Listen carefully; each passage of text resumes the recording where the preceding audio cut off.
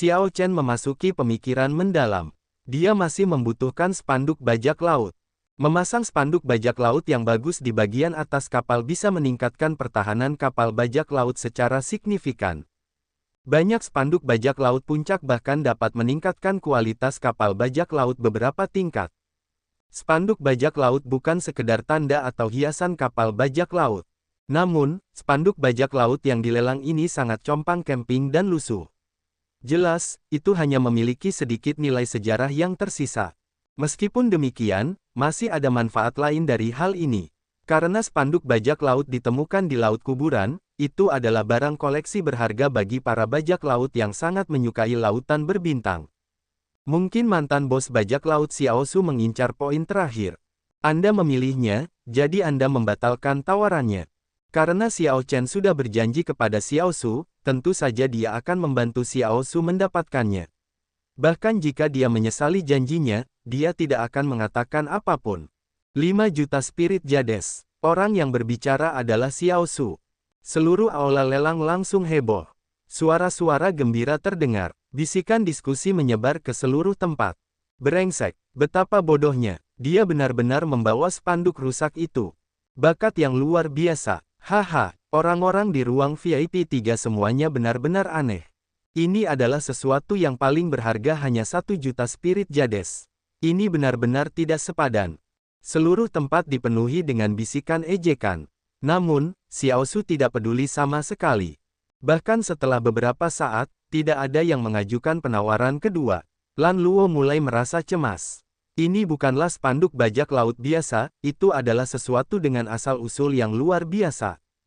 Hanya saja penilai paviliun awan ungu tidak bisa menentukan banyak mengenai hal itu. Namun, dia masih menetapkan tawaran awal sebesar 5 juta spirit jades. Melihat situasinya, tanpa penawar kedua, paviliun awan ungu hanya bisa melepaskannya dengan harga tersebut. Namun, selain orang bodoh, tidak ada yang mau membelinya. Tidak ada yang mau menawarnya. 5 juta spirit jades, terjadi 2 kali. 5 juta spirit jades, meningkat 3 kali lipat.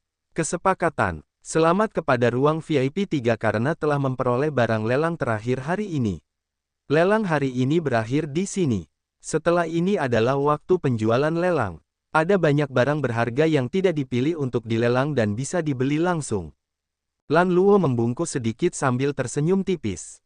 Dadanya yang indah kembali menyapa dan mengejutkan penonton. Tanda hubung tanda hubung tanda hubung. Setelah Lan Luo turun dari peron dan pergi ke ruang belakang, seorang wanita berusia 40 tahun yang anggun, cantik, berkata sambil tersenyum, "Xiao Lan, kamu melakukannya dengan cukup baik. Bahkan dalam krisis, Anda tidak panik. Kamu menjadi lebih baik dalam mengendalikan emosimu." Lan Luo tersenyum nakal, namun, dia tidak dapat berhenti memikirkan tamu terhormat di ruang VIP 3 yang membantunya sebelumnya. "Bibi Bai, bolehkah aku pergi dan mengantarkan barang lelang untuk ruang VIP 3? Wanita yang dipanggil, Bibi Bai, memandang Lan Luo dan tersenyum. "Itu aneh. Anda belum pernah mengambil inisiatif untuk mengirimkan barang lelang ke pelanggan sebelumnya. Lepaskan saya. Saya ingin melihat siapa yang ada di ruang VIP 3. Lan Luo bertingkah seperti anak manja yang dirugikan saat dia menjabat lengan Bibi Bai. Bibi Bai memandang Lan Luo yang cantik dan menghela nafas, "Baiklah, aku menyerah." Untungnya, Bibi Bai Anda adalah seorang wanita. Kalau tidak peduli siapa orangnya, laki-laki tidak akan mampu menanggung penyiksaan seperti itu. Hehe, terima kasih. Bibi Bai adalah yang terbaik. Jangan pernah menyesalinya. Tamu yang terdaftar dalam informasi ruang VIP 3 adalah seorang lelaki tua. Saya tidak percaya. Saat Lan Luo membawa barang lelang yang dimenangkan Xiao Chen dan berjalan ke ruang VIP 3, dia merasa sangat gugup. Meskipun dia tahu bahwa Bibi Bai sedang menggodanya, dia masih setengah percaya dengan kata-kata itu. Namun, dia tidak terlalu memikirkan hal itu. Dia hanya penasaran dan memang perlu berterima kasih kepada orang itu. Lan Luo memiliki kelahiran yang luar biasa dan telah melihat berbagai macam pria hebat. Dia sudah lama melupakan romansa dan tidak menaruh harapan apapun padanya. Ketukan, ketukan, ketukan, ketukan terdengar. Di dalam kamar, Xiao Su segera berdiri dengan tergesa-gesa. Dia tersenyum dan berkata, barang lelang harus ada di sini. Kakak, aku akan pergi dan membuka pintu. Berderak, pintu terbuka, dan Xiao Su langsung tertegun. Melihat Lan Luo di hadapannya, Xiao Su terus menelan ludahnya, terus-menerus mengeluarkan suara menelan. Dia berharap matanya bisa menatap ke dalam putihnya dadanya. Hati Lan Luo jatuh. Tanpa diduga, orang di ruang VIP 3 juga bejat. Dia segera tersenyum sopan dan berkata dengan lembut, ini barang lelangmu. Untuk mengucapkan terima kasih, Lan Luo secara pribadi mengirimkannya. Namun, Xiao Su masih menatap, sama sekali tidak peka terhadap kata-katanya. Xiao Chen mengira ada yang tidak beres, jadi dia berkata, Xiao Su, tolong undang tamu itu masuk. Setelah kita membayar tagihannya, kita masih harus pergi ke aliansi bajak laut. Suara familiar itu datang dari dalam ruangan, membuat jantung Lan Luo berdebar kencang karena suatu alasan. Ini juga membuat Xiao Su terkejut. Dia dengan cepat berkata, maaf, silakan masuk. Namun, Xiao Su merasa malu saat mengetahui bahwa Lan Luo sudah masuk ke dalam. Lan Luo tampak bersinar dengan semacam cahaya. Sejak dia masuk, ruangan menjadi terang. Xiao Chen menjadi agak terganggu. Yang disebut kecantikan yang bersinar, mungkin merujuk pada hal ini. Namun, dia dengan cepat menjadi tenang. Tanpa diduga, Nona Lan Luo secara pribadi datang untuk mengantarkan barang. Terima kasih untuk masalahmu, Xiao Su, Luo Nan, pergi dan periksa barangnya. Setelah Anda memverifikasi bahwa mereka baik-baik saja, saya akan membayar tagihannya. Xiao Chen berdiri dan mengangguk dengan sopan. Pada saat yang sama, dia secara alami mengambil kristal putih yang berisi api sejati sinar matahari yang menyilaukan. Cahaya menyala di kristal menerangi ruangan. Setelah memeriksanya sekilas dan memastikan bahwa itu baik-baik saja, dia mengesampingkannya. Xiao Su mengibarkan spanduk bajak laut merah yang compang camping, tampak sangat bersemangat. Seolah-olah dia sendiri yang menjelajahi lautan luas berbintang. Luo Nan dan Fei Petik terbalik memeriksa pedang angin dingin. Jelas sekali keduanya sangat senang dengan hal itu. Itu memang pedang yang bagus. Itu berkilau dengan cahaya dingin, menunjukkan keunggulan yang tak tertandingi. Saat terhunus, angin dingin menderu-deru. Jika saya mengingatnya dengan benar, 3 item lelang berjumlah total 13.600.000 spirit jades. Namun, saya tidak memiliki banyak jades roh kelas rendah. Bagaimana cara menyelesaikan tagihan dengan medial grade spirit jades?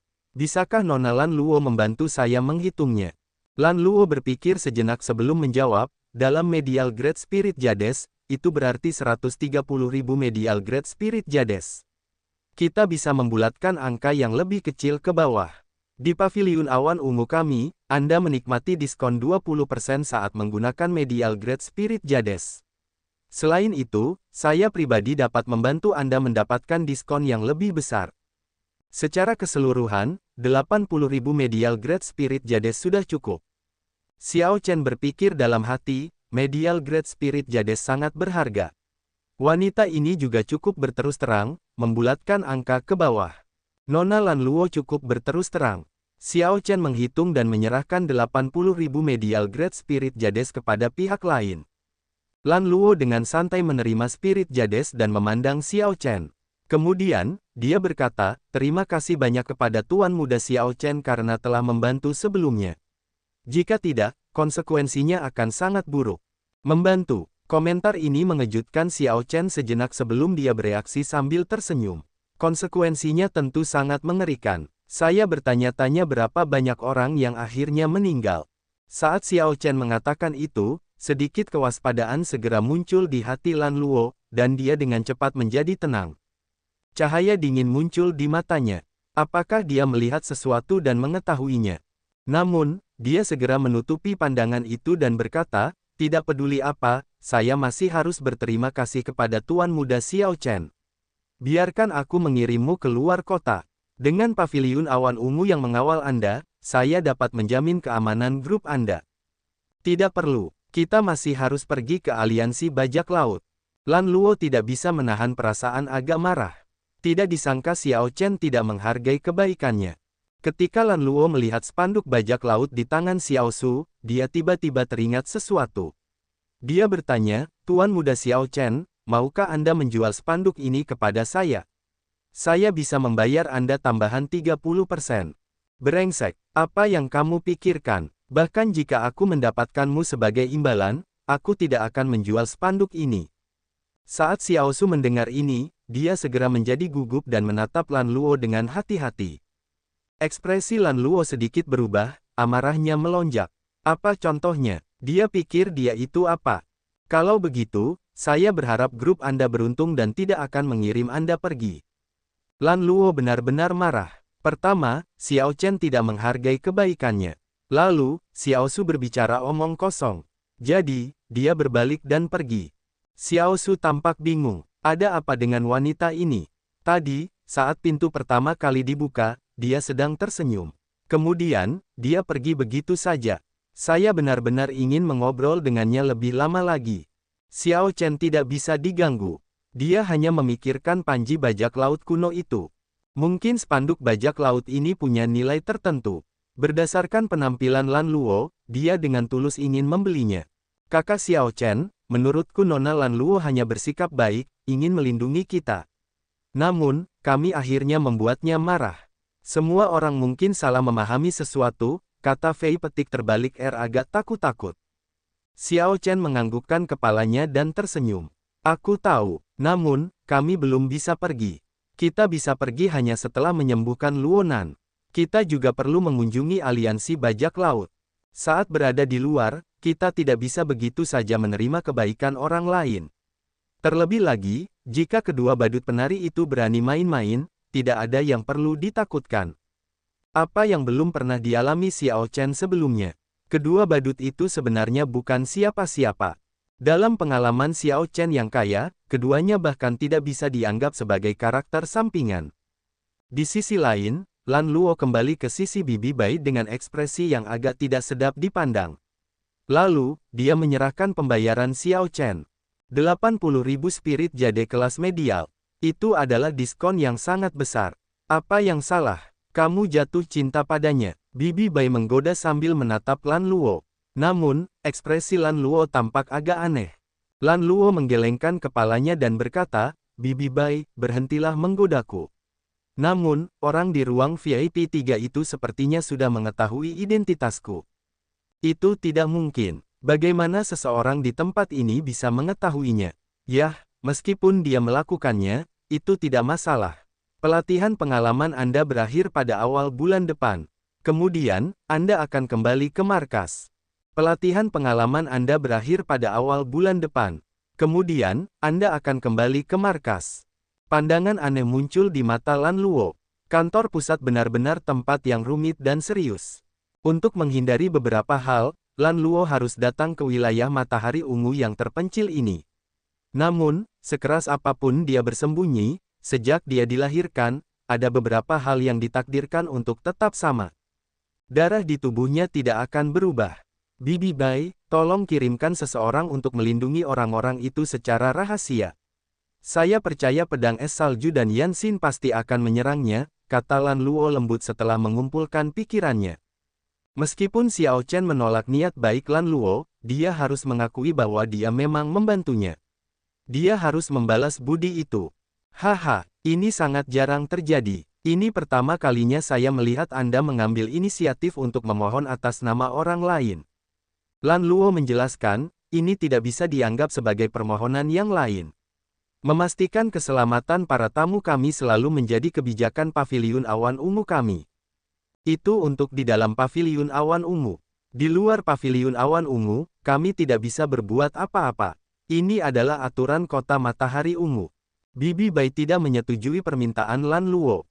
Sebaliknya, dia berkata dengan lembut, kamu harus tahu bahwa kota matahari ungu telah ada selama ribuan tahun dan memiliki banyak peraturan yang tidak terucapkan.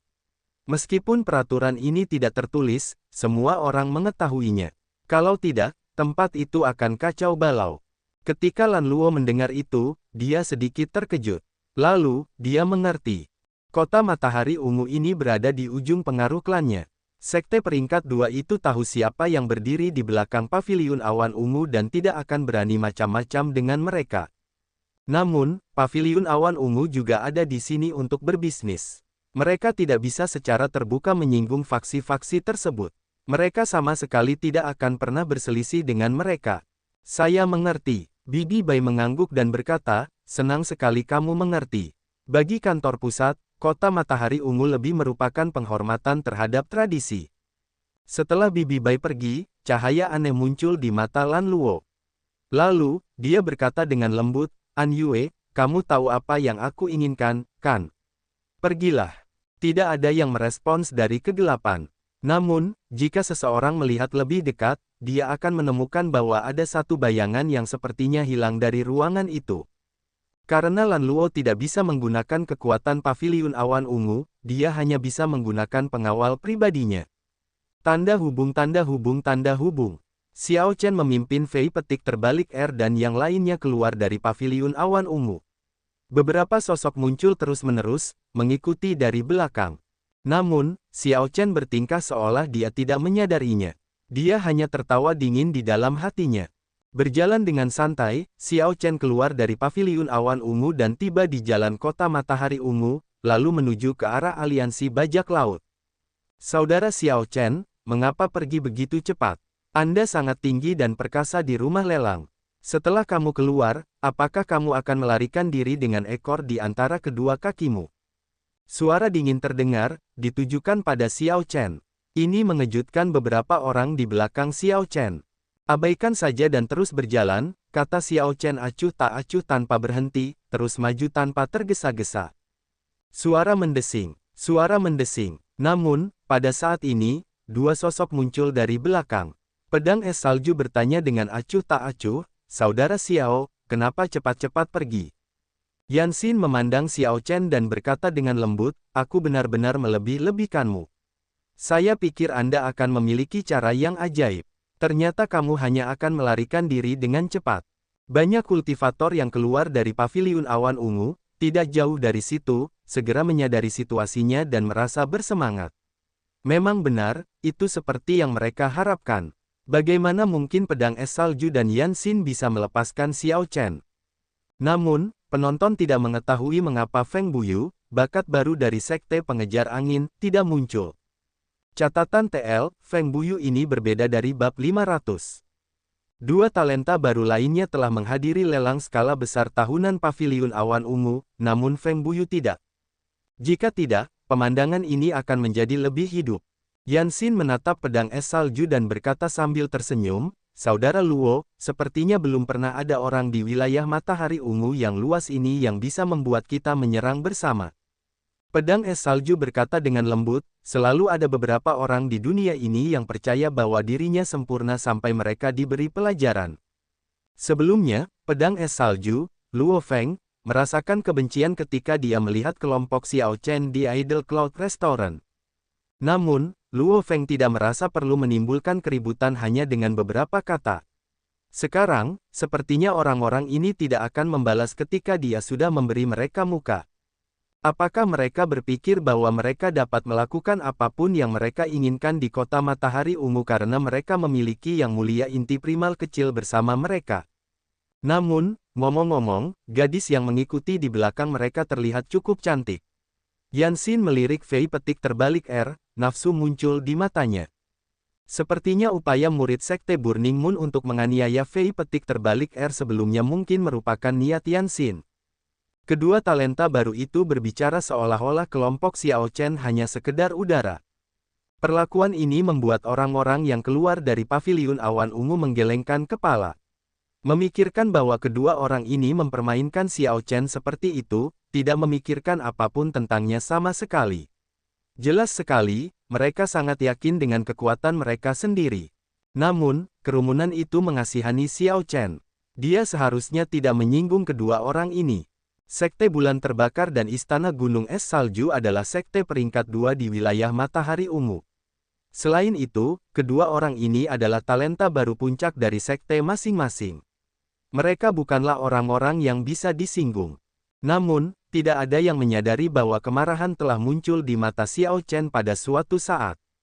Meskipun Xiao Chen menjadi marah dan membunuh sejak memasuki kota awan ungu, dia tidak benar-benar marah. Xiao Chen berkata dengan acuh tak acuh, aku serahkan yang berpakaian putih padamu. Saya tahu Anda sudah lama ingin pindah. Hahaha, aku hanya menunggumu mengatakan itu. Xiao Su yang membawa bendera bajak laut tertawa terbahak-bahak. Sosoknya bersinar, tampak seperti tornado hitam. Debu berterbangan dari tanah. Kemarahan Xiao Su menghancurkan debu itu hingga hancur. Xiao Su menggunakan bendera bajak laut merah sebagai pedang. Saat dia mengembangkannya, bendera yang compang camping itu berkibar, mengeluarkan dengungan pelan. Akhirnya, suara itu berdengung keras. Anehnya, spanduk yang compang camping ini bisa mengeluarkan suara lolongan yang tajam dan mengamuk. Kerumunan di sekitarnya berseru kaget. Tanpa diduga, orang yang mengambil langkah pertama adalah pihak Xiao Chen. Pedang es salju Luo Feng memegang gagang pedangnya dengan tangan kanannya dan berkata, sepertinya pedang ini akan merasakan darah seorang yang mulia lagi. Saat Luo Feng menghunus pedangnya, ada kilatan cahaya dingin, dan butiran salju beterbangan. Seluruh area menjadi dingin, hawa dingin yang menimbulkan kepanikan dan kebingungan. Hal yang lebih mengerikan adalah cahaya pedang yang pekat itu. Kecemerlangannya begitu kuat dan menyilaukan sehingga tak seorang pun berani melihatnya. Saat Luo Feng menyerang, Yan Xin dari Sekte Bulan Terbakar juga menyerang. Yan Xin dan Luo Feng seperti bertolak belakang. Sosok Yan Xin bersinar, tampak seperti gunung berapi yang meletus. Auranya mengamuk dan tak tertandingi. Kemudian, bulan yang terang benderang membumbung ke langit dari belakangnya. Bulan yang terang benderang menyinari Yan Xin. Energi ini kemudian menyatu dalam kepalan tangannya. Segera, tinju Yan Xin berkobar dengan cahaya yang cemerlang, tidak lebih lemah dari cahaya pedang Luo Feng. Itu sangat kuat. Teriakan kaget datang dari kerumunan. Yan Xin dan Luo Feng benar-benar menjadi dua dari tiga talenta baru terkuat di wilayah Matahari Ungu. Tidak ada yang meragukan pukulan Yan Xin bisa meledakkan Xiao Chen jika mendarat. Bagaimanapun, Xiao Chen sama sekali tidak dikenal dan hanya berkultivasi pada tahap esensi Yin. Bagaimana dia bisa memblokir primal core Yan Xin setengah langkah? Banyak orang mengira pukulan ini akan membunuh Xiao Chen secara instan.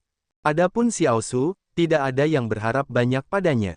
Namun, karena dia adalah seorang kultivator minor primal core tahap awal, mereka percaya bahwa dia tidak akan mati begitu cepat.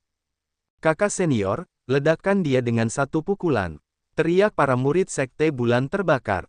Mereka semua sangat percaya diri pada Yan Xin, dan suara mereka penuh kebanggaan. Saat tinju mendekat, Yan Xin berteriak, mati. Udara yang mengamuk dan berapi-api sepertinya akan membakar Xiao Chen. Di tanganmu, itu tidak mungkin. Xiao Chen tertawa dingin dan melakukan serangan telapak tangan. Ledakan, angin datang dari telapak tangan Xiao Chen, dan bulan terang yang juga menyala membubung dari belakangnya. Saat telapak tangan dan kepalan tangan bertemu, tidak ada yang bergerak mundur sama sekali. Yan Xin dari Sekte Bulan Terbakar ternganga menatap Xiao Chen dengan bingung, kengerian memenuhi wajahnya. Telapak tangan Xiao Chen mengandung vital qi, niat pedang, dan energi esensi sejati yang tak terbatas, membuat Yan Xin merasa seperti sedang menghadapi lautan yang bergelombang, luas dan dalam. Penonton tercengang. Adegan ini benar-benar tidak terduga. Tidak disangka itu setara. Xiao Chen memblokir pukulan ini. Namun, yang lebih mengejutkan adalah bulan terang di belakang Xiao Chen menyala. Bulan menerangi 5 km dari langit seperti api. Darah memenuhi langit. Itu adalah darah panas Xiao Chen yang membara. Adegan ini sangat mengejutkan. Yan Xin memuntahkan seteguk darah saat dia terjatuh ke belakang. Ketika Yan Xin jatuh ke tanah, bulan terang yang terbakar di atasnya hancur. Kemudian, dia memuntahkan seteguk darah lagi. Kulitnya memucat, tampak kehabisan darah. Jenius. Biasa saja. Xiao Chen melambaikan tangannya, menghilangkan bulan cerahnya, dan angin kencang menyapu darah, hanya menyisakan sekelompok pembudidaya kota Matahari Ungu yang tercengang. Semua orang tercengang. Tanpa diduga, inilah hasilnya. Awalnya, semua orang mengantisipasi melihat Xiao Chen meledak dengan satu pukulan. Siapa yang mengira Xiao Chen akan mengalahkan Yan Xin dengan satu serangan telapak tangan? Namun, ini sama sekali tidak mengejutkan bagi Xiao Chen. Baik Yan Xin maupun Luo Feng tidak berada pada levelnya sejak awal. Mereka baru bisa memberikan tekanan padanya setelah mereka menerobos ke alam inti primal. Dengan energi yin menyedihkan berusia 10.000 tahun yang disempurnakan oleh Xiao Chen, energi esensi benar miliknya setara dengan energi esensi benar alam inti primal setengah langkah dari pihak lain. Hal ini disebabkan oleh perbedaan akumulasi, bukan sesuatu yang dapat ditebus dengan satu atau dua tingkat budidaya. Tanpa keunggulan dalam kultivasi, berharap untuk mengalahkan Xiao Chen, yang kemauan, kondisi mental, vital qi, dan pemahamannya jauh melampaui mereka, hanyalah sebuah fantasi. Seorang Yue, yang bersembunyi di balik bayang-bayang, mengungkapkan ekspresi aneh. Dia bergumam, siapa sebenarnya yang nona muda coba lindungi? Pedang es salju, Luo Feng, yang bertarung dengan Xiao Su, juga tercengang. Dia tidak menyangka Xiao Chen akan mengalahkan Yan Xin secepat itu. Ini jauh melebihi ekspektasinya. Brengsek, kenapa jadinya seperti ini? Yan Xin, sampah itu. Segera, tekanan pada Luo Feng meningkat. Pertarungan dengan Xiao Su ternyata sangat sulit. Pihak lain bukanlah yang mulia inti primal kecil biasa. Xiao Su tidak hanya memiliki pengalaman bertarung yang kaya, tetapi gaya bertarungnya juga sangat tangguh. Pembunuhan Qi oleh Xiao Su sungguh mengejutkan. Luo Feng telah membunuh banyak orang yang berperang melawannya. Namun, sebelum Xiao Su, pembunuhan Qi oleh Luo Feng sama sekali tidak cukup. Lagi pula, Xiao Su pernah menjadi bos bajak laut, orang galak yang sering mempertaruhkan nyawanya dalam perkelahian. Pedang es salju, Luo Feng, membuat kesalahan besar dengan memperlakukan Xiao Su sebagai kultivator minor primal core tahap awal biasa. Sekarang, ada Xiao Chen yang mengawasi dari samping. Bahkan jika dia tidak bergerak, dia memberikan tekanan yang sangat besar pada Luo Feng. Strategi ke-36, jika semuanya gagal, mundurlah. Kebencian dan cinta tidak akan pernah pudar. Akan selalu ada peluang untuk mendapatkan kembali mukanya di masa depan. Jika dia berakhir seperti Yan Xin, maka dia benar-benar akan berakhir. Dengan pemikiran ini, kilatan ganas muncul di mata Luo Feng. Kemudian, jiwa pedangnya yang 60% dipahami berkumpul di ujung pedangnya. Ketika Luo Feng mengayunkan pedangnya, angin kencang bertiup, dan es serta salju menyapu. Kemudian, dia berteriak, mengeluarkan serangan puncaknya. Dia ingin maju sebagai sarana mundur, mencari cara untuk pergi tanpa kehilangan muka. Kau ingin bertarung sampai akhir denganku. Siapa yang takut? Siapa yang tahu, meskipun serangan pedang Luo Feng ganas, Xiao Su yang marah tidak menunjukkan rasa takut sama sekali. Xiao Su mengangkat panji bajak laut di tangannya dan menyerang alih-alih mundur. Tubuh dan auranya menjadi satu dengan dunia. Ketika dia melompat ke depan, rasanya seperti seluruh dunia bergerak bersamanya. Menjadi satu dengan dunia, ini adalah keterampilan yang hanya dipahami oleh Yang Mulia. Di bawah ledakan ganas Xiao Su, cahaya merah tersembunyi menyala di ujung panji bajak laut. Puci, gerakan pedang sempurna Luo Feng tiba-tiba menunjukkan banyak celah. Xiao Chen mengangkat alisnya. Munculnya celah ini agak aneh. Yang disebut gerakan pedang atau gerakan pedang mengacu pada serangkaian gerakan lengkap saat senjata diayunkan. Sepertinya ujung pedang atau ujung pedang hanya bergerak ke satu arah dan dapat dipatahkan dari arah lain. Kenyataannya, itu tidak mungkin, kecuali ada celah dalam gerakan itu. Kalau tidak peduli bagaimana seorang pendekar pedang atau pendekar pedang mengubah gerakan mereka, yang lain akan dapat dengan mudah menekannya. Ujung pedang atau golok hanyalah salah satu titik ofensif dari gerakan itu. Namun, saat ini, gerakan pedang Luo Feng tiba-tiba menunjukkan beberapa celah. Xiao Chen merasa ini sangat aneh. Keduanya awalnya setara ketika mereka bertarung. Mengingat hal ini, Luo Feng akan sangat menderita. Memang, seperti yang diharapkan Xiao Chen, Xiao Su dengan kejam mengambil kesempatan ini. Dia tertawa gila, dan panji bajak laut menyerang lebih dulu, menusuk dada Luo Feng tanpa perlawanan. Boom! Dia menjepit Luo Feng ke tanah. Puci! Darah terus mengalir keluar dari mulut Luo Feng. Kebingungan dan kepanikan muncul di wajahnya saat dia berseru, bagaimana ini bisa terjadi? Di Idle Cloud Restaurant, orang tua ini menunjukkan rasa hormat kepadamu. Jangan berpikir bahwa aku mudah diganggu karena itu. Apa yang kamu katakan saat itu? Aku tidak bisa hanya membahasmu dengan santai. Baiklah, orang tua ini akan melakukannya. Kau sampah. Jelas, mantan bos bajak laut itu telah menahan rasa frustrasinya untuk waktu yang lama. Saat itu, orang ini mempermalukannya di hadapan semua orang hanya karena ucapannya yang biasa, memaksanya untuk minum secangkir anggur. Kapan Xiao Su pernah dipermalukan seperti itu oleh seorang junior sebelumnya? Kerumunan itu tercengang. Tanpa diduga, 2 dari 3 talenta baru terkuat di wilayah Matahari Ungu dikalahkan begitu cepat. Xiao Chen, izinkan aku memberitahumu ini, masalah ini tidak akan berakhir begitu saja. Pengaruh Sekte Bulan Terbakar dan Manor Gunung Es Salju bahkan lebih mengerikan dari yang kau bayangkan. Kau sama sekali tidak akan bisa meninggalkan kota Matahari Ungu. Terjepit di tanah oleh spanduk bajak laut, Luo Feng merasa sangat cemberut. Sejak debutnya, ini pertama kalinya dia dipermalukan seperti ini. Saya pasti akan membalas penghinaan hari ini 100 kali lipat. Membayarnya 100 kali lipat. Ketika Xiao Chen mendengar itu, dia tertegun sejenak. Hati manusia sulit diprediksi. Dia menyipitkan matanya pada pedang es salju, Luo Feng. Kamu hanya mencari penghinaan untuk dirimu sendiri. Anda tidak bisa menyalahkan orang lain atas hal itu. Pernahkah kamu berpikir bahwa aku bisa dengan mudah menamparmu sebagai balasannya di Idle Cloud Restaurant? Namun, mengapa saya tidak melakukannya? Itu bukan karena aku takut padamu atau istana gunung es salju di belakangmu. Itu karena tidak perlu. Namun, di Paviliun Awan Ungu, setiap orang berhak menawar apa yang mereka inginkan. Saya tidak melakukan kesalahan apapun. Kaulah yang terus mendorongku. Diam, kamu sampah. Aku adalah talenta baru terkuat di Ice Snow Mountain Manor. Akulah pedang es salju, Luo Feng. Apakah kamu pikir kamu bisa dibandingkan denganku? Luo Feng menolak mendengarkan apapun yang dikatakan Xiao Chen, hanya menunjuk ke arah Xiao Chen, memotongnya. Kamu sampah. Jangan berpikir bahwa kamu luar biasa karena menginjak-injakku. Izinkan saya memberitahu Anda ini, jangan pernah memikirkannya. Maaf, kamu salah, aku benar-benar tidak memikirkan hal itu sama sekali. Bang, tanpa peringatan apapun, Xiao Chen tiba-tiba menjentikkan jarinya. Pedang tajam Qi melesat, dan kepala pedang es salju Luo Feng terbang ke udara. Mata Luo Feng terbuka lebar, dia meninggal dengan mata terbuka. Ini adalah hasil yang tidak pernah dia duga sama sekali. Kemudian, Xiao Chen menoleh dan menatap Yan Xin, yang terbaring di tanah.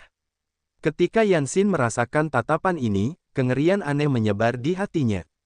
Yan Xin mengumpulkan semua kekuatan yang tersisa dan merangkak di tanah dengan susah payah, semua itu agar dia bisa mencapai sejauh yang dia bisa dari monster yaitu Xiao Chen. Dia terlihat sangat menyesal, begitu ketakutan sehingga dia bergegas melarikan diri. Dia tidak lagi memiliki penampilan arogan seperti sebelumnya. Sekarang, hanya dengan satu pandangan, Yan Xin menjadi sangat ketakutan hingga dia merangkak. Ketika semua orang melihat ini, mereka tercengang dan tidak bisa berkata-kata untuk waktu yang lama. Adegan ini membuat mereka sangat terkejut. Ayo pergi. Xiao Chen menggelengkan kepalanya dan tidak mengambil tindakan lebih lanjut terhadap Yan Xin. Orang itu sudah lumpuh. Saat sosok putih itu pergi, kerumunan itu memandang Luo Feng tanpa kepala di tanah dan Yan Xin yang merangkak dengan sedikit keraguan. Dua talenta baru yang bangga mencoba menghakimi Xiao Chen, tetapi yang satu berakhir mati sementara yang lain kehilangan martabat. Xiao Chen berjubah putih. Nama orang ini akan mengguncang kota Matahari Ungu. Setelah pertempuran ini, wilayah Matahari Ungu hanya memiliki satu bakat baru yang tersisa, Feng Buyu. Aku bertanya-tanya, dari mana asalnya? Kondisi mental, temperamen, dan kekuatannya tampaknya jauh melampaui ketiga talenta baru tersebut. Kita lihat saja nanti, masalah ini tidak akan berakhir begitu saja. Para ahli dari Sekte Bulan Terbakar dan Istana Gunung Es Salju akan segera datang dan menyelesaikan masalah ini. Setelah Xiao Chen berada jauh, kerumunan dipenuhi spekulasi, menjadi sangat berisik. Tanda hubung. Tepat pada saat ini, Feng Buyu, bakat baru terakhir yang dipikirkan banyak orang, sedang memimpin para tetua dan murid sektenya untuk menunggu orang tertentu di luar kota Matahari Ungu. Sekelompok orang dari Sekte Pengejar Angin yang dipimpin oleh Feng Buyu diam-diam menunggu waktu mereka di tengah bukit pasir kuning yang bergulung. Feng Buyu tidak pergi ke pelelangan Paviliun Awan Ungu melainkan kehabisan kota Matahari Ungu. Siapapun akan menganggap tindakannya aneh. Klip-klip, klip-klop, klip-klop. Tiba-tiba, suara derap kaki kuda terdengar. Seorang lelaki tua dengan kuda yang bagus memasuki garis pandang Feng Buyu. Ketika tuan kuda itu melihat kerumunan orang menunggu di kejauhan, dia sangat ketakutan, dia segera mundur.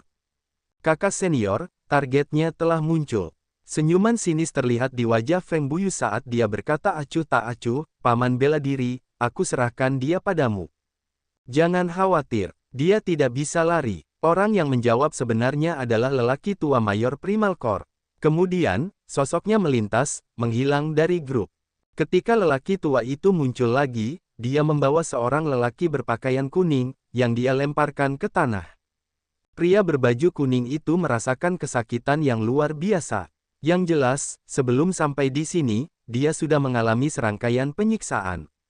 Ketika pria berbaju kuning ini melihat Feng Buyu, dia seperti melihat penyelamatnya. Tuan muda Feng, saya tidak memiliki keluhan atau dendam dengan sekte pengejar angin. Kenapa kamu menangkapku? Feng Buyu menjawab, hentikan omong kosong itu. Saya punya pertanyaan, di mana spanduk bajak laut yang Anda peroleh dari laut kuburan sekarang? Ah!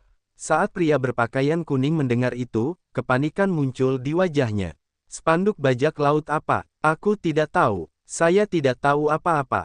Pukul dia dengan kejam. Pukuli dia sampai dia menceritakan semuanya pada kita.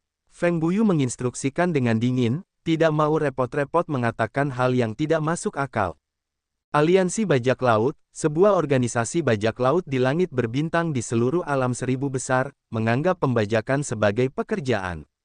Pendiriannya agak tidak biasa. Bagaimanapun, pembajakan bukanlah pekerjaan yang memiliki reputasi baik. Dibandingkan dengan institusi kuat seperti Alchemist Association atau Myriad Image Tower, aliansi bajak laut juga agak tidak biasa. Meskipun terlihat longgar dan santai, kenyataannya terorganisir dengan sangat baik, dengan banyak departemen yang memiliki keahlian khusus. Pembangunan kapal bajak laut saja merupakan misteri yang tidak dapat dipahami oleh banyak sekte besar. Aliansi bajak laut di kota Matahari Ungu berada di sisi barat kota, di tengah danau yang terpencil dan luas. Tidak peduli dimanapun seseorang berada di kota Matahari Ungu yang ramai dan sibuk, seseorang akan merasakan getaran komersial yang kuat, seperti halnya dengan semua rumah lelang, toko ramuan, toko alat mendalam, pasar, dan jenis toko lainnya. Namun, sisi barat kota merupakan pengecualian. Itu tampak sangat berbeda seolah-olah Xiao Chen telah berjalan ke kota lain. Xiao Su sangat familiar dengan tempat ini. Bagaimanapun, dia adalah mantan bos bajak laut. Apalagi ketika dia mendapatkan kapal baru, dia membelinya dari aliansi bajak laut. Kakak, karena kamu menerima kapal bajak lautku, kamu harus mendaftar di aliansi bajak laut dan kemudian secara resmi mendapatkan medali identitas, Xiao Su menjelaskan dengan penuh semangat sambil membawa spanduk bajak laut. Saat rombongan melintasi jalan-jalan di sisi barat kota, sebuah danau luas yang dipenuhi banyak kapal bajak laut muncul di depan mata rombongan. Setiap saat, kapal bajak laut terbang naik turun, itu adalah sarang aktivitas. Pemandangan itu tampak sangat megah. Jika seseorang tidak menyadari situasinya, dia akan menganggap tempat ini sebagai pelabuhan.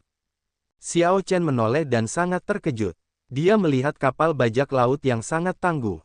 Di tengah kapal bajak laut ini, penampilan Xiao Su tampak biasa-biasa saja.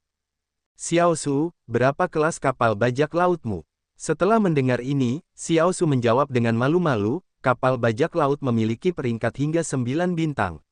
Di atas 9 bintang adalah rajanya. Raja di atas adalah legenda. Kapal saya yang rusak tidak sesuai standar, bahkan 1 bintang pun tidak. Ketika Xiao Chen mendengar itu, dia agak terkejut. Mengapa? Sederhananya, tidak ada uang. Ada juga hal lain, nilaiku tidak cukup tinggi. Kapal bajak laut inferior seperti itu dapat dibeli secara bebas oleh bajak laut manapun. Namun, seseorang harus menjadi kapten bintang 1 untuk membeli kapal bajak laut bintang 1. Fei petik terbalik R bertanya dengan penuh minat, bagaimana cara menaikkan nilai kapten mereka? Dengan kecakapan bela diri seseorang sebagai fondasinya. Kemudian, jarak tempuh perjalanan mereka dan menyelesaikan misi aliansi bajak laut dapat menambah poin lebih banyak.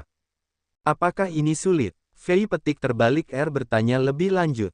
Sepertinya pemandangan besar itu mengilhami minatnya yang kuat terhadap bajak laut.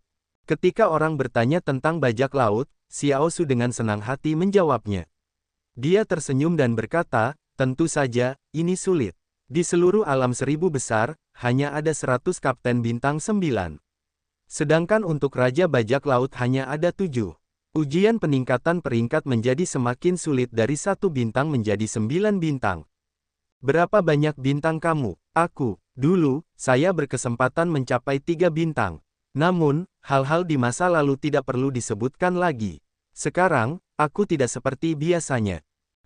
Anda pasti sesumbar. Xiao Su tersenyum, dan yang mengejutkan, dia tidak membantah. Saat kelompok itu berbicara, sebuah bayangan tiba-tiba menyelimuti mereka. Ketika mereka melihat ke atas, mereka melihat sebuah kapal bajak laut yang besar dan sangat kejam perlahan turun dari langit. Kapal itu mempunyai spanduk bajak laut emas, berkobar dengan 3 bintang emas yang cemerlang di bawah matahari terbenam yang keemasan, di haluannya. Kapal bajak laut yang berkerumun padat di danau luas itu tiba-tiba terbelah, menghasilkan area air yang kosong. Matahari terbenam emas. Seluruh sisi barat kota menjadi hiruk-pikuk. Semua orang berteriak, matahari terbenam emas. Matahari terbenam emas. Suara-suara itu melonjak seperti ombak, setiap gelombang lebih tinggi dari sebelumnya. Itu adalah kapal bajak laut bintang 3, matahari terbenam emas. Itu menonjol di tengah kapal bajak laut bintang 1 dan bintang 2, seperti seorang raja yang menerima penghormatan dari orang banyak. Semua bajak laut menghentikan apa yang mereka lakukan, berlari ke pantai, dan bersorak. Sepertinya selain kuat, kelompok bajak laut matahari terbenam emas ini memiliki sejarah khusus. Jika tidak, maka tidak akan diperlakukan seperti ini. Saya ingat ketika saya masih muda, saya mendengar tentang kelompok bajak laut matahari terbenam emas, kata Luonan agak ragu. Semua bajak laut bersorak, hanya Xiao Su yang menunjukkan ekspresi agak rumit. Dia berkata dengan lembut, ini adalah kelompok bajak laut lokal dan satu-satunya kelompok bajak laut bintang 3 di wilayah Matahari Ungu, kebanggaan dan kegembiraan setiap bajak laut wilayah Matahari Ungu. Fei petik terbalik memandangi kapal bajak laut bintang 3 dengan tatapan berapi-api dan tidak menyadari tatapan aneh Xiao Su. Dia tersenyum dan berkata, saya hanya tahu bahwa Anda sedang membual. Lihatlah betapa luar biasanya grup bajak laut bintang 3, semua orang di kota bersorak untuk mereka. Saat Xiao Su membawa spanduk bajak laut yang compang camping itu, dia tampak agak sedih. Dia berkata dengan lemah, terdengar agak sedih, ya, aku hanya bisa menyombongkan diri. Aku hanyalah bajak laut yang buruk. Sepanjang jalan, Xiao Chen tidak mengatakan apapun. Namun, dia melihat semuanya. Sepertinya Xiao Su ini adalah bajak laut yang punya cerita. Ayo pergi, ini adalah kemuliaan orang lain. Hanya melihat saja sudah cukup. Saya harus pergi ke aliansi bajak laut dan menjual beberapa barang. Saya juga harus menangani prosedurnya dengan cepat, Xiao Chen mengingatkan anggota kelompok lainnya. Baru pada saat itulah mereka mengalihkan pandangan kerinduan mereka dari kapal bajak laut bintang 3. Itu mudah. Saya masih memiliki beberapa teman lama di aliansi bajak laut kota Matahari Ungu. Kakak, ayo pergi. Aku akan membawamu kemari. Xiao Su segera mengganti ekspresi tak berdayanya dengan senyuman dan memimpin jalan ke depan. Di tepi danau, ada gumpalan cahaya biru berbentuk layar air. Saat kelompok itu semakin dekat, cahaya biru berair semakin besar dan jernih dan akhirnya menampakkan siluet sebuah istana di layar air. Di sekeliling siluet itu ada sesuatu yang bersambung seperti tembok kota. Jika dilihat secara keseluruhan, meskipun tampak seperti istana, kota ini lebih merupakan kota kastil yang besar dan mandiri. Itu adalah Pirate Hall, inti dari aliansi bajak laut. Tempat itu tidak bisa dibobol oleh para penggarap Cloud Sea. Ini benar-benar aman. Saat menyebut aula bajak laut, Xiao Su sangat hormat dan bangga. Setelah mengamati istana sejenak, Xiao Chen dan yang lainnya berjalan melewati layar air biru. Semua orang merasa pusing seolah dunia berputar. Vertigonya segera hilang. Yang terlihat di mata mereka adalah sebuah istana dan dunia yang terhubung dengan istana. Xiao Chen, Fei petik terbalik dan Luonan merasa agak terkejut. Ini adalah pertama kalinya mereka masuk. Daripada menyebutnya sebagai aula bajak laut, ini mungkin juga merupakan kota bajak laut yang terdiri dari istana yang tak terhitung jumlahnya. Aliansi Bajak Laut Langit Berbintang di Seribu Alam. Dinding istana diukir dengan kata-kata emas yang berkedip-kedip. Melewati tembok istana terdapat deretan patung Raja Bajak Laut yang terkenal dalam sejarah. Hanya dengan menjadi legenda patung mereka akan didirikan di setiap aula bajak laut Aliansi Bajak Laut. Prosedur serah terimanya tidak rumit. Di istana yang khusus menangani hal-hal seperti itu, Xiao Chen dengan lancar mendapatkan kapten tokennya sendiri. Mulai hari ini, Xiao Chen adalah bajak laut sejati. Saat kapten token ditingkatkan, seseorang akan menikmati hak istimewa dan perlakuan istimewa yang semakin baik di Aliansi Bajak Laut.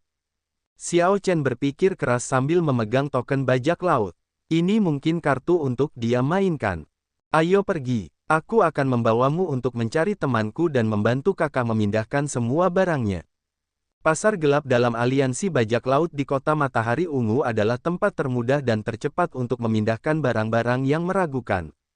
Sekitar 7 menit kemudian, Xiao Chen melihat teman lama Xiao Su di Istana Pasar Gelap. Orang ini benar-benar tua, seorang lelaki tua berpakaian hitam yang wajahnya dipenuhi kerutan dan ekspresi telah mengalami banyak kesulitan, terlihat agak ceroboh. Wang Su, kudengar kamu mengganti namamu. Orang tua berpakaian hitam itu segera mulai mengejek dengan kasar saat melihat Xiao Su. Xiao Su berkata dengan malu-malu, Gui tua, pengumpulan informasimu sangat efisien. Kamu terlalu banyak berpikir. Ketika bajingan-bajinganmu itu datang kepadaku untuk memperbaiki kapal, mereka memberitahuku. Ini pasti kapten baru dari kelompok bajak laut pedang hitam, kata lelaki tua berpakaian hitam itu tanpa tergesa-gesa sambil menatap Xiao Chen. Xiao Chen mengangguk dan berkata dengan tenang, saya Xiao Chen. Salam untuk senior Gui. Gui tua, hentikan omong kosongmu. Ayo lanjutkan, kakakku ingin menjual beberapa barang. Bantu aku melihatnya dan beri kami harga yang bagus, kata Xiao Su tidak sabar. Orang tua berpakaian hitam itu tertawa paksa. Saat dia hendak mengatakan sesuatu kepada Xiao Chen, ekspresinya tiba-tiba berubah. Orang tua berpakaian hitam itu memandang Xiao Su dan berkata, tunjukkan padaku spanduk bajak laut yang kamu bawa.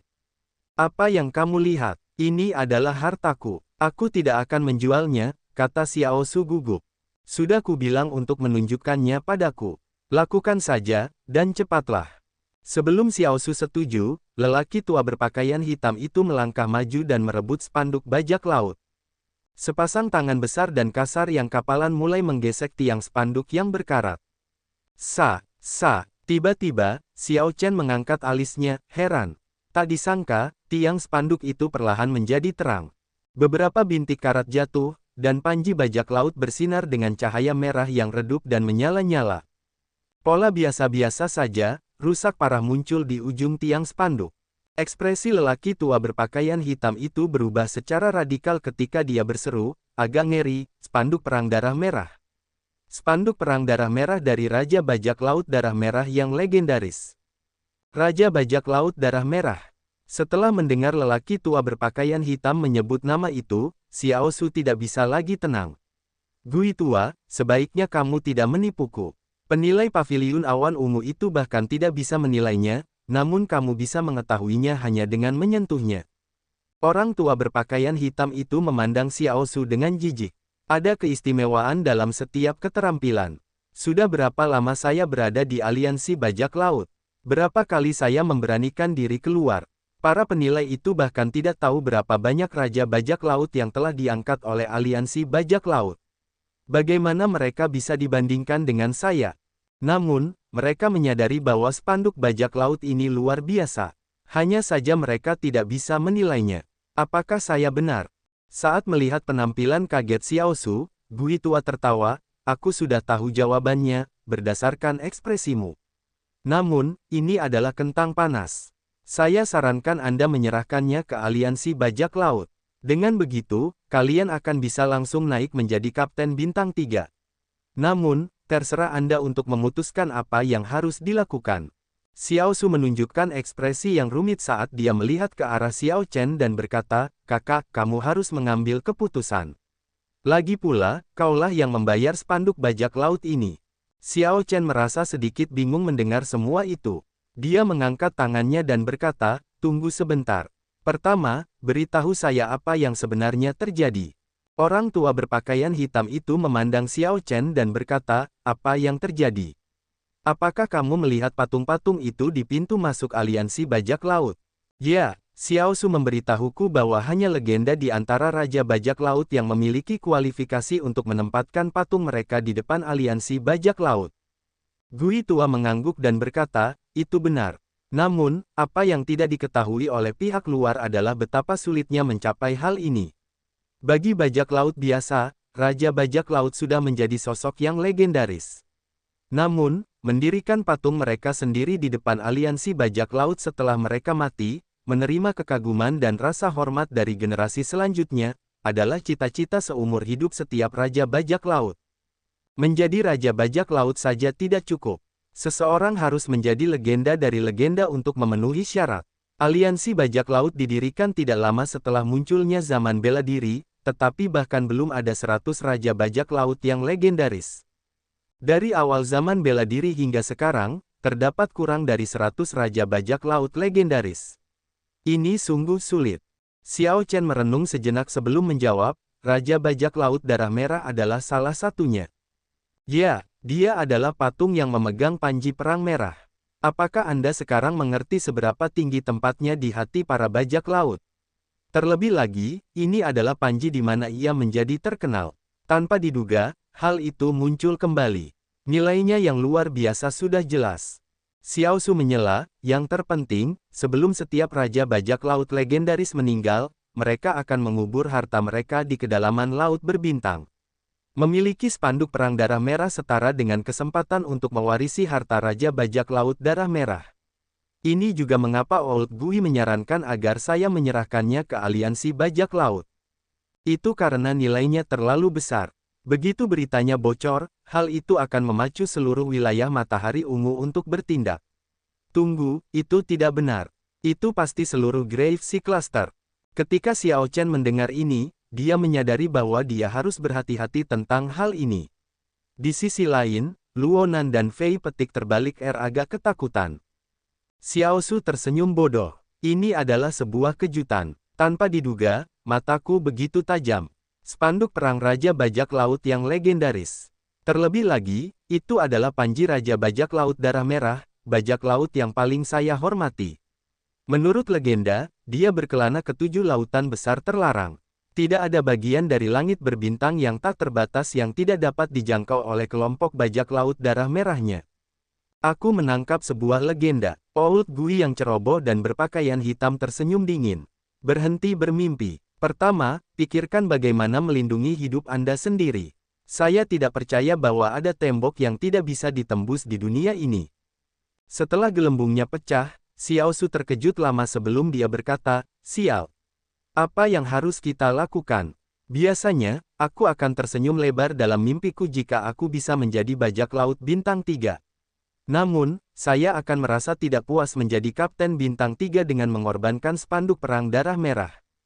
Xiao Chen, yang berdiri di samping, lebih tenang. Lagi pula, pada saat ini, spanduk perang darah merah ini hanyalah peninggalan yang compang camping. Biarkan aku melihat spanduk perang. Xiao Chen mengambil panji perang dari tangan Old Gui. Dia menganggapnya berat, jauh lebih berat dari yang dia duga. Setelah itu, aura terhormat yang tak terbatas menyebar dari tangannya ke seluruh tubuhnya. Rasanya seperti zaman yang jauh muncul di benaknya, pemandangan Raja Bajak Laut Darah Merah menyapu semua tempat dengan cara yang sulit diatur. Keinginan kuat untuk bertarung menyebar ke seluruh tubuh Xiao Chen. Darah di tubuhnya mendidih dengan gelisah. Xiao Chen berpikir keras. Tidak heran ketika Xiao Su bertarung dengan pedang es salju, dia unggul dan dengan mudah mengalahkan lawannya. Pasti ada hubungan erat dengan panji perang. Ini adalah harta karun yang bagus. Jika panji perang ini bisa diperbaiki, hanya dengan menganggapnya sebagai senjata, seberapa kuatkah panji itu? Kakak, bagaimana menurutmu? Bahkan sekarang, Xiao Su masih gugup dan bersemangat, pidatonya kehilangan kefasihan. Xiao Chen menyerahkan spanduk perang kepada Xiao Su. Kemudian, dia menatap dengan tenang ke arah lelaki tua berpakaian hitam itu dan bertanya, Senior Gui, seberapa yakin Anda mengembalikan panji perang ini ke puncaknya? Orang tua yang ceroboh itu menggelengkan kepalanya dan berkata, saya tidak mampu. Paling-paling, saya bisa mengembalikannya ke 20% dari kekuatan puncaknya. Namun, kegunaan terbesar dari spanduk perang bajak laut ini adalah untuk meningkatkan kekuatan kapal bajak laut. Xiao Chen tersenyum dan berkata, Senior Gui sangat rendah hati. Mampu mengembalikannya ke 20% sudah merupakan hal yang luar biasa. Saya ingin berbisnis dengan Anda. Sejak pertama Xiao Chen melihat Senior Gui, dia merasa pihak lain itu luar biasa. Ketika pihak lain menilai spanduk perang darah merah, Xiao Chen sudah yakin padanya. Hehe, saya hanya menangani transaksi besar. Itu bagus. Yang ingin saya lakukan adalah transaksi besar. 1 juta spirit jade kelas medial. Apakah itu cukup besar? Saat Xiao Chen mengatakan itu, Senior Gui menarik senyumnya, dan ekspresinya perlahan berubah menjadi serius. Matanya berkilau dengan cahaya yang tajam seolah dia mencoba melihat menembus Xiao Chen. Sayangnya, dia gagal. Aura dan tatapannya tidak memberikan tekanan apapun pada Xiao Chen. Senior Gui berkata, 1 juta spirit jade kelas medial. Xiao Chen berjubah putih, siapa sebenarnya kamu? Pada awalnya, Senior Gui mengira Xiao Chen hanyalah murid elit dari sekte peringkat 3. Namun, sepertinya dia tidak sesederhana itu. Diam-diam, Xiao Chen melepaskan sedikit garis keturunan Azure Dragon yang ditekan oleh liontin Buddha itu. Kemudian, mata dewa kesunyian besarnya tiba-tiba muncul. Cahaya keemasan yang cemerlang dan menyilaukan di mata Xiao Chen bersinar sesaat, begitu cepat sehingga yang lain tidak menyadarinya. Mata ilahi yang sangat sunyi. Senior Gui mundur selangkah sambil menatap Xiao Chen, matanya penuh keterkejutan. Setelah sekian lama, dia berkata, saya akan melakukannya. Namun, jika itu hanya memulihkan spanduk perang darah merah, tidak diperlukan sejumlah besar medial grade spirit jades, kan? Xiao Chen mengangguk. Kemudian, dia melambaikan tangannya, dan Cycle Throne muncul. Saya juga membutuhkan Anda untuk membantu saya meningkatkan Cycle Throne ini. Saya ingin Anda menambahkan kelebihan kapal bajak laut ke singgasana saya. Selain itu, kapal bajak laut Xiao Su perlu diperbaiki. Setidaknya itu harus menjadi kapal bajak laut bintang 2 puncak. Tahta ini, sambil berpikir, tahta siklus berubah menjadi bentuk kereta perangnya di hadapan tatapan kaget lelaki tua berpakaian hitam itu, yang langsung membuatnya takjub. Senior Gui bergerak mengitari Cycle Throne, menatapnya lekat-lekat. Dia memuji, sangat indah. Sungguh indah. Saya bisa melihat bayangan harta karun ajaib zaman abadi di dalamnya. Keterampilan yang diperlukan untuk menyempurnakan ini dan formasi semuanya menunjukkan penguasaan yang sangat tinggi. Mata Gui tua ini memang tajam. Pemurnian dan formasinya adalah hasil dari Mo Chen yang menggunakan buku karya surgawi miliknya. Tentu saja, mereka luar biasa. Namun, saat itu, dia belum mempertimbangkan konstruksi ruang dan tingkat Grid Thousand Realms. Oleh karena itu, Cycle Throne sekarang kurang dan perlu ditingkatkan. Old Gui mengungkapkan ekspresi yang agak canggung. Namun, modifikasi pribadi pada kapal bajak laut tidak benar-benar sesuai dengan aturan aliansi bajak laut. Kalau tidak, mengapa transaksinya besar? Xiao Chen tersenyum. Xiao Su merasa sangat gembira saat mendengarnya. Dia segera mengeluh, Gui tua, berhentilah bersikap bodoh. Anda telah melakukan banyak modifikasi pribadi. Saat itu, kamu juga yang bekerja di kapalku. Berhenti berpura-pura. Mendengar kapal bajak lautnya akan dimodifikasi, Xiao Su tentu saja senang. Dia sudah lama ingin melakukan ini tetapi tidak memiliki spirit jades. Kamu bangsat. Tak apa, aku menyerah. Namun, saya akan mengatakannya sekarang. Berikan aku 1 juta medial grade spirit jades terlebih dahulu. Saya tidak akan menaikkan biayanya, dan saya juga tidak mampu melakukannya. Kemudian, Senior Gui tenggelam dalam pemikiran yang mendalam. Meningkatkan tahta, mengubah kapal bajak laut, dan juga memulihkan panji perang, mengapa saya merasa kalah?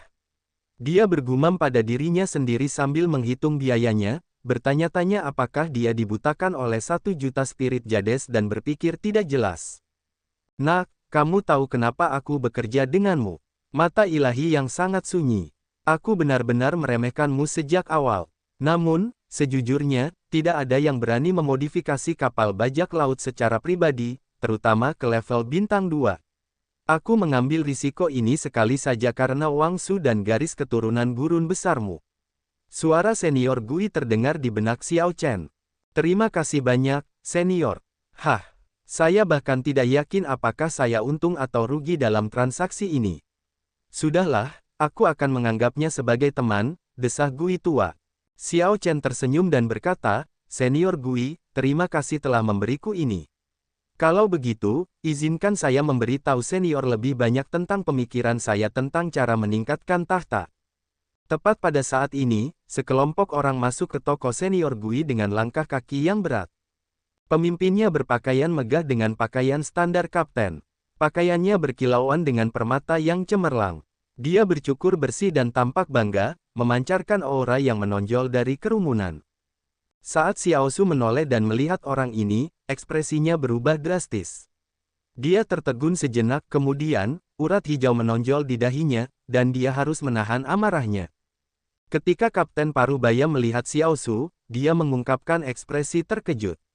Setelah tertegun beberapa saat, dia mengukur Xiao Su sambil tersenyum. Aku dengar kamu sedang mengalami masa-masa sulit, tapi aku tidak menyangka akan seburuk ini.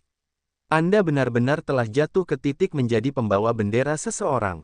Melihat aura luar biasa dari orang ini, Fei Petik terbalik berjalan ke arah Gui tua dan berbisik, Tuan tua, siapa ini?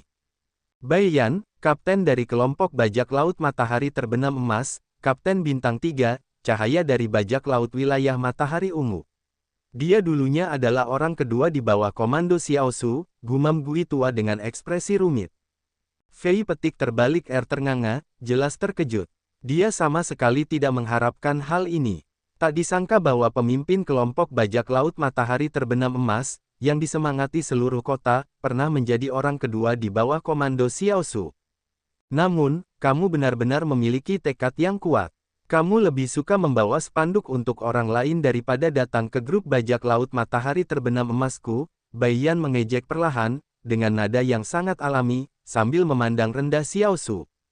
Betapa tercelanya, Xiao Su, yang telah menahan amarahnya, tidak dapat menahannya lagi. Jadi, dia mengutuk dan membuang panji perang ke samping. Kemudian, dia menyerbu ke depan dan meraih kerah Bai Yan dan mengangkatnya. Kamu bajingan, kamu tidak pantas memakai pakaian ini. Anda sama sekali tidak layak menjadi kapten. Bahkan jika aku tidak berharga dan tidak memiliki harga diri, sampai pada titik mengemis, aku masih lebih baik daripada orang yang tidak tahu malu sepertimu. Ekspresi empat orang di belakang Bai Yan sedikit berubah saat mereka melepaskan ki yang membunuh. Keempatnya sebenarnya adalah ahli minor primal core tahap akhir yang telah mengalami ratusan pertempuran. Dengan sekali lihat, terlihat jelas bahwa mereka tidak lemah sama sekali. Bai Yan melambaikan tangannya, menghentikan empat orang di belakangnya untuk bergerak maju. Kemudian, dia tersenyum tipis dan berkata, aku hanya suka melihat penampilanmu yang marah tapi tidak berdaya. Ledakan, Bai Yan tiba-tiba mengeluarkan aura yang kuat, dan Xiao Su terbang kembali, muntah darah. Bai Yan merapikan pakaiannya dan berkata dengan tenang, kamu seharusnya berterima kasih padaku. Jika bawahanku menyerang, kamu akan mati. Saya akan memakai pakaian ini dengan benar. Kadang-kadang, saya akan kembali ke kota matahari ungu dan memberitahu Anda bahwa saya tidak hanya bisa menjadi kapten, tetapi saya juga lebih baik daripada sampah seperti Anda, melangkah lebih jauh. Kamu, Xiao Su sangat frustrasi hingga dia memuntahkan seteguk darah lagi. Kemarahan membara di matanya. Saat Xiao Su hendak menyerang ke depan, sebuah tangan